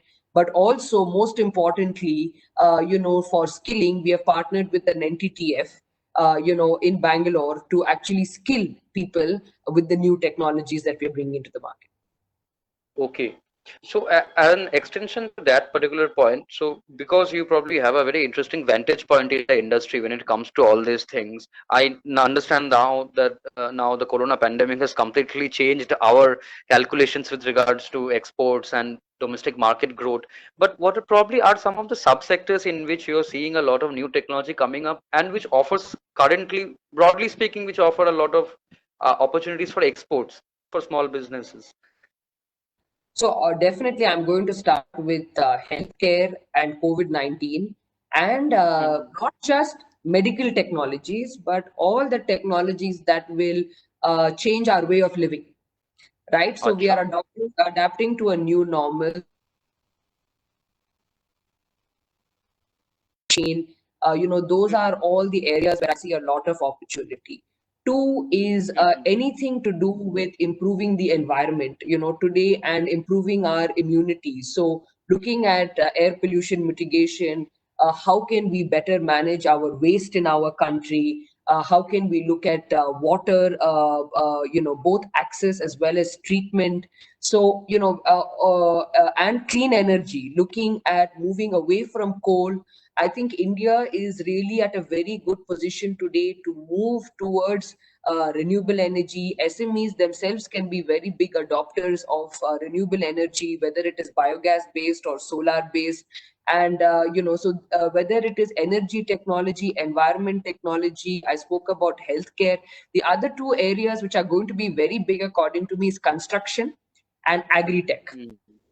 So, construction, there is going to be a lot of demand for ways in which to do it in with prefabricated materials, looking at more environmentally sound materials, and as well as agri-tech, the whole thing about empowering farmers, bringing technology to them, and also technology for the supply chain, looking at renewable energy solutions for cold storage, and if you look at it, a lot of the food waste today that is created in India is a big health hazard, because it just decomposes, and it creates both methane, air pollution, groundwater pollution, and it's waste at the end of the day. So managing the food supply chain and looking at food waste reduction, those are going to be some areas that I think everybody is going to naturally start moving towards, and also I believe are going to be the future business opportunity areas. If you have a small agri-tech to think about helping your farmers, like get into a technology partnership with another company, pivot, so you run your existing business and start another new channel as well. So these are my quick thoughts on some new areas. No, that's very interesting to hear. On the matter of foreign trade, I would just like to have a small query cleared by Mr. Amit. Sir, when it comes to robotics and basically having the final pre-packaged robots in place, if I am a small SME, uh, what are my chances of finding those particular technologies in India? Are there domestic manufacturers in some cases, or is most of our exposure to imports? Unmute yourself. Unmute yourself. So, BRABO Robotics and Automation is the first Indian company who started manufacturing the first articulated robot in India. So, Okay. last 2 years, we launched the first robot in 2017, and our journey started because of the, when I was in Tata Motors, and then that was a dream for all of us to start doing manufacturing the robot in India because nobody was manufacturing the robot in India. So we started manufacturing, especially focusing mainly on the MSME, only because of our past experience. The productivity and the quality should improve for the MSME sector, which will support indirectly to the OEMs. And that was the main reason we started with that, which is affordable and which can support to the MSME in terms of quality and productivity. And when we launched, it was we got a really good success. At first time we have introduced in India, and till today we have 125 robots working across the India as of today. Now we are going for the new technology, and you can say with the better technology in the robotics. Earlier it was a stepper driven. Now we are going for a servo driven robots, having a connectivity like IoT solutions and all. And we are also entering into the robot system and some moving robot systems that currently research is going on in our company. And now we are looking for a partner who can support for technology in India so that we can collaborate together and we can have a leapfrogging in the technology sector. And currently we have giving multiple solutions. We don't only provide the robot, but we complete the turnkey solutions, including the solution required by the MSME sector. We go and pinpoint what are the pain areas in the shop floor, and we try to give the solution. So, I mean, as far as my understanding goes, most of these robotic models that you have already manufactured and sold to companies, they are mostly to be used, as you said, on the shop floor in manufacturing processes. Yeah, basically in robotics there are two main sectors. One is the industrial robot and the service robots. There is a very thin line between the service robots and the industrial robot. Currently, we are working mainly on the industrial robot, but this industrial robot also can be converted in certain areas for the service robot.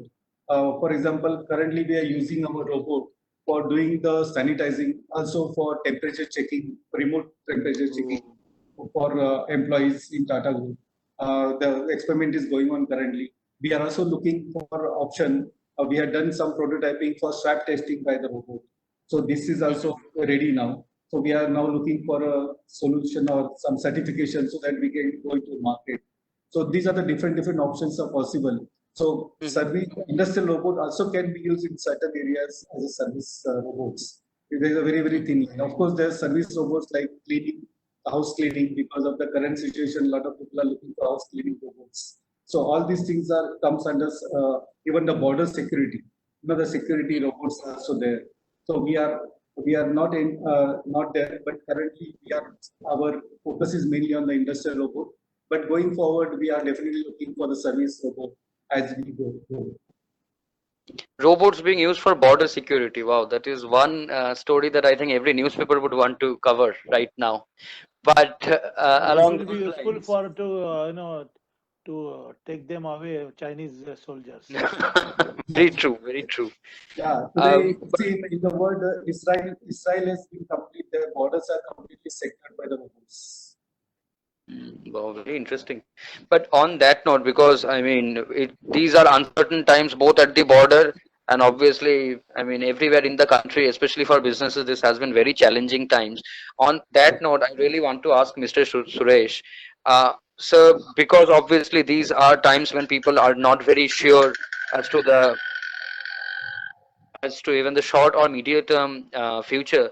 So if a company is at a crossroad where they are seeing that a lot of their competitors have already adopted or are on the verge of adopting a new technology, should they go for it point blank, or should they wait for this entire pandemic to get over and then go into it, because no one is pretty sure as to how this will pan out in terms of business?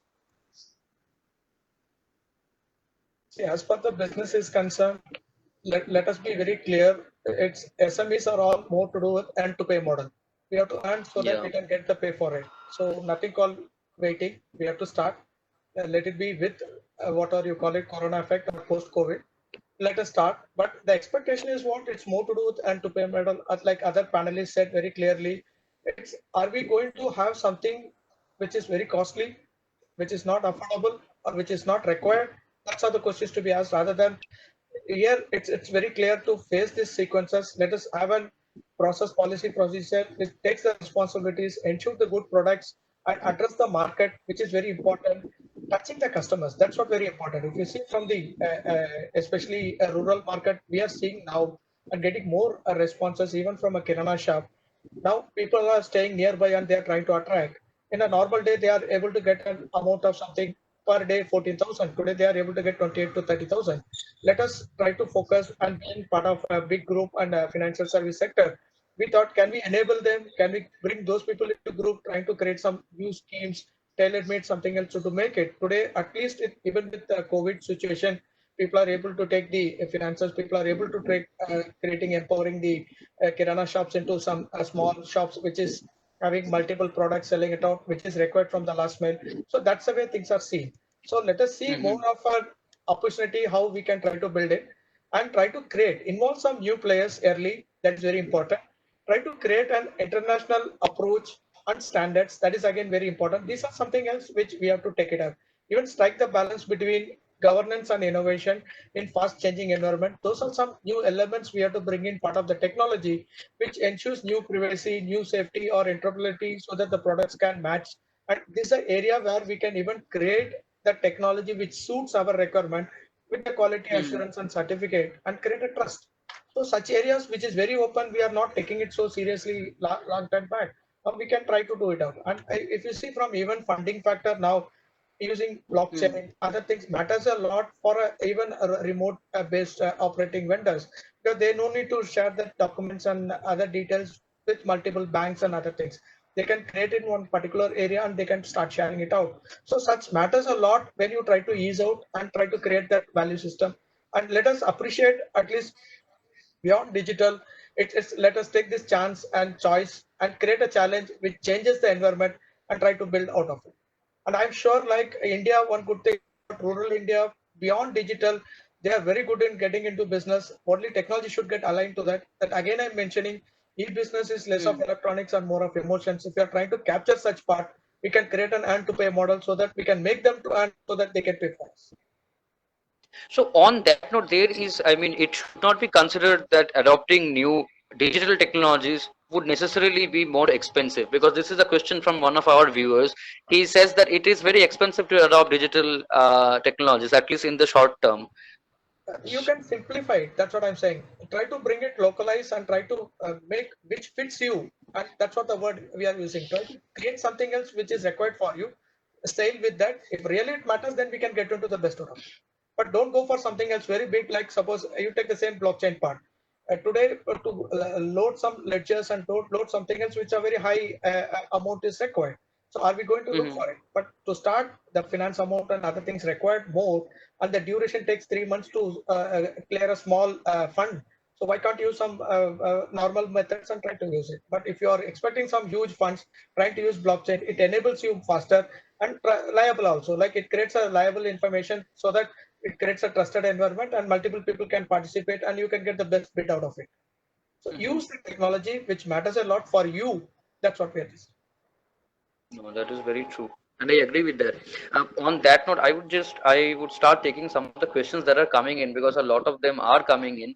And the first one, I think I should direct to Miss Thomas. Ma'am, you mentioned while you were speaking earlier on, you mentioned that there is a need for a cluster-based approach in the industry. So this question comes from Milind Gorambekar, and this question has actually been scrutinized by the central ministries, as far as I know.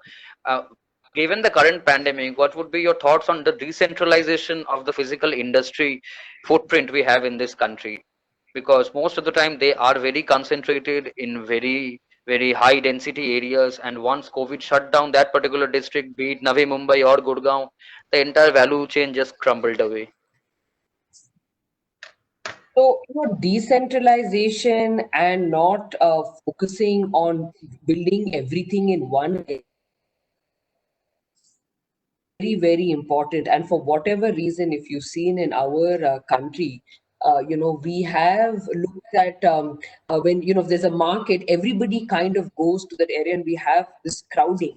So a cluster doesn't mean that we all have to be in the same, few kilometers or miles or anything like that. You could be across a region, and you could be, collaborating, and it does not mean that you have to be, geographically very, very close together. So, and in fact, we are talking in today's conversation about connecting European clusters with Indian clusters, looking at exchange on their models. And it doesn't mean that Indian companies have to be based in Europe or vice versa.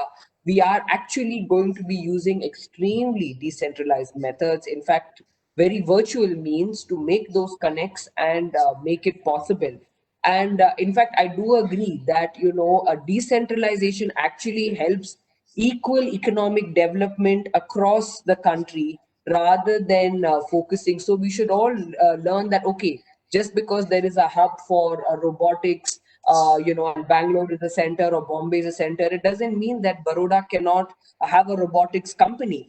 But and then you can create your own set of suppliers, and partners around you, but not necessarily within your, always close to you. So, in fact, in not just with technology and companies, I think this should teach us to start spacing ourselves. If you see our markets and streets in India today, all the shops are so close by, all the houses are so close by. We have always kind of, clustered ourselves together in such a way that, without too much human contact, but we cannot. It's like it's there. We are all kind of crowded all the time. Now we have distancing ourselves in so many ways, and the virtual dimension technology actually can help create that in a large way. You don't have to have your supplier next door. We're talking about cluster collaboration, tech and manufacturing collaboration cross border here, and it could even happen between Andhra Pradesh and Delhi for that matter. You don't have to be in the same zone to succeed. No, that is very true. I would just move on to Mr. Salunkhe, and because this is something that I was thinking about. Sir, you mentioned that obviously small companies can approach you and take the benefit of the services of SME chambers. But I mean, the government data shows that in the unorganized sector, around 65% or more of enterprises remain unregistered. Udyog Aadhaar portal still is not very accessible to a lot of people. A lot of them do not know about this. So when we are planning a lot of new things in the post-corona era, are we also forgetting to take into account that a lot of industries may not be even planning for this?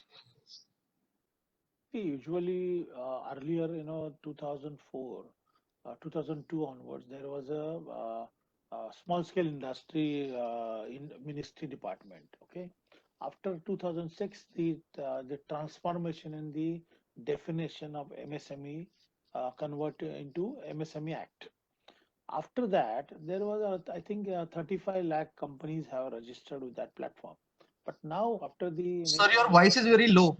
hello, uh, after the initiative of the MSME Act, and they have initiated the Udyog Aadhaar system. Therefore, now Yes. I think 1 crore 35 lakh companies are already registered Yes. with them. Okay, Mhm. in that particularly you will identify the how many micro, how many tiny, how many small companies, and how many medium-sized industries are registered all India level. Now, the current Secretary of Minister of MSME, Mr. A.K. Sharma, has taken initiative, and they have started Champions Portal. Okay, Yeah. Champions Portal in a two-way. One is to focus the champions in particular segment. Those have done very good work, very good activities, and innovation, invention. And other platform is to share your suggestions or recommendation to government. And second, you have to present your issues and problems concerning to different sector, different ministry and regulatory body. So I think now this is the time now to register all the SMEs from all India on the Udyog Aadhaar, so that Mm. the MSME sector will be defined, identified for requirements, particularly finance. Financial fuel is most important. Manpower, marketing support, logistics support, creating new policy for particularly SME sector for the export promotion, manufacturing industry, creating policy for the industrialization in the rural area. This will be beneficial for the government. Coming to the Yeah. point about the SME sector, still they are not reaching to the target level. In 6.5 crore MSMEs, only 45 lakh MSMEs are taking advantage from the banks. They are Yeah. utilizing the funds from the bank. So 5 crore 90 lakh companies still not reached that level. So I suggest all the MSME sector that the government has already initiated collateral free loan, different types of loan for the company. Those are looking for a transformation. Those are looking to growth for their company. They can utilize. Another very interesting thing, most of the SMEs are not enjoying the facility of the incentives and schemes of the government of India. There are plenty of the schemes available from Ministry of MSME, Science and Technology, Food Processing Industry, Ministry of Commerce and Industry, Agriculture, then fertilizers. So many even External Affairs Ministry is having some incentives and promotional platform Yeah. where you can Yeah. reach the True. targeted market. So SME Chamber of India is particularly supporting the SMEs and rather bringing gap between SMEs and the government body. Let me share a few things. I have taken initiative to set up this SME stock exchange. I have taken initiative to set up the trades platform and through the RBI.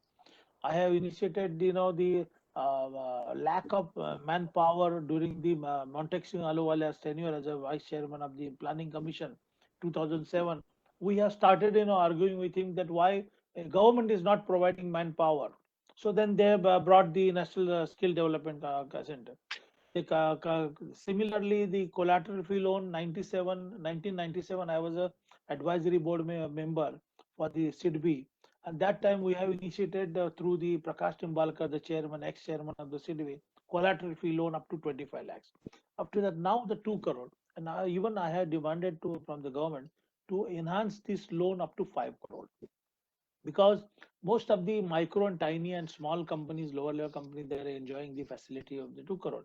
But what about the big companies in SMEs or medium sized companies? They can't afford to give the collateral. So this is a time now to government to think about to enhance the collateral free loan up to 5 to 10 crore, so that we can empower SMEs. We can support SMEs to grow more. We can support SMEs for manufacturing activities, and of course to fulfill the requirement of the local and global market. Then only we can say that SME become Atmanirbhar. Mm. This I did not know about this initiative that you were involved with the trades platform. That obviously has gotten a lot of attention, and a lot This of was, SMEs I'll tell are you taking the into it. story behind this. I am the member of Monetary Policy Review Committee of the under the RBI Governor. Regularly, Mhm. every 4 months we meet for the discussion. And when Raghuram Rajan was a governor, during that time I was insisting to change the definition of the NPA. The NPA definition 90 days. If you cross 90 days, you become NPA. So I was behind him to change the definition to 180 days, because large corporate and the government PSUs are not paying on time. Therefore, the SME the debt book is disturbing, and so they can't Yeah. afford that. So therefore, he said we will not change our definition because of Basel norms and all these things, but we will bring some platforms. So then I had interacted with regularly. Then they brought this platform trades. But Very trades interesting. platform, still the large corporate has not registered coming on the platform as a member. So we are pursuing the Yeah. government to bring more companies on that. Thank you. It's very interesting to see how in this country we have always been some of the people in this country, we have always been one of the earliest ones to discuss a new policy or discuss a new frame of mind when it comes to business, but it takes a lot of time in this country to happen. On that note, I would just like to move to Mr. Suresh once more. I have this question from Abhishek Kirve, and he wants to know about how automation in hygiene, sanitation, and safety checks and at other workplaces during the COVID-19 can help industries. This has been a main pain point of the government, and the SOPs that the governments and state governments had brought out for industries did not match in a lot of cases. Have you come across this issue, sir? And have you, do you think that there's a chance that this can happen using automation to improve health and safety? The answer is yes to start with, but still major things to be taken care is the deep knowledge about the product and the purpose, and select the right and relevant tech partner who can understand and appreciate, and try to create a clear vision how medical digital manufacturing will transform business. So they should not see it as a business, they should see more it as a more as like what it has to create a purpose and deliver it. Things to avoid: narrow focus on automation. Don't take it as an automation, try to deliver it. It will land up as one of the logistics, but it won't solve the purpose. Solution which took as a particular vendor, again, don't focus on a vendor, focus more on a solution. And try to see this is possible because we have enough people who are operating similar areas with visionary thinking. We do have brilliant technology which is designed for the last mile people, and try to create here. We should not see business customer, we should see customer technology business focus. So the technology should align with customer, then only business, and it should be focused on trying to deliver. Select a partner who can ensure it is complete. Don't select a partner where that particular person is trying to make business, then it will get finished. And don't try to select a partner and don't give him the right vision, again it will get completely finished. So if you want to be complete, try to enable more in terms of the deep knowledge and the purpose of that particular action, in terms of clear vision how digital can use the manufacturing will transform medical business. Very true. On that note, I would just like to move to Ms. Thomas for a last question. Ma'am, you mentioned how among the various industries that can benefit right now and should benefit in the long term as well, after the pandemic is over, how waste management was one. I have a question from Sharan Ambedkar, who says that it is really, he agrees with you, and he says that it is high time that this starts happening. On that note, can you share a couple of examples on how this can be monetized? Well, today, actually, on one hand, there is no dearth of availability of technology. Lots of different apps, I'm sure there are in India, but there are lots of them internationally. Many entrepreneurs have tried. So we, first of all, according to me, we need to start with, there are two options. One is decentralized waste management. Two is whatever is already centrally created, it has to be transported, collected, and in very, very scientific ways, and treated at the site. So today there are enough of digital technologies that can manage this supply chain from collection to transportation and taking it to sites for treatment. We just need the political will. There is definitely no dearth of entrepreneurship in this country. There is definitely no dearth of technologies. And I think waste management has one of the most viable business models, as well. So with the right kind of political will, we can definitely partner with the governments and the private sector to create this. At all levels, both there are decentralized options, and you need the larger waste treatment sites as well. You need a combination of these strategies. And first of all, we need to stop seeing our waste so openly, in our country. And I don't think that it is so difficult to do it. We definitely have the capabilities. We just have to have the will from the top to actually implement these actions. There have been many scenarios where citizens groups have tried to do measures, but there are so many impediments created by the corporators that they are unable to move forward with these actions. This is the truth and the reality of what's happening on the ground. But I think COVID should make us all change. We should, I think it will also make our political fraternity, our leaders, think about this differently and saying, let's act. Because, we can do it now, and we need pandemic that's going to be created because of waste, waste generation creates air pollution, it creates groundwater pollution. We need to protect ourselves from this. That is a very, very nice thought, and hopefully we can all basically change the intrinsic way in which we look at waste in this country. That actually brings me to the point in the discussion which I hate the most. That is where I have to bid goodbye to everyone, because I think this was already a very, very interesting discussion. I would love to catch up with everyone. Thank you to the members of the SME Chamber of India. Thank you to all the panelists.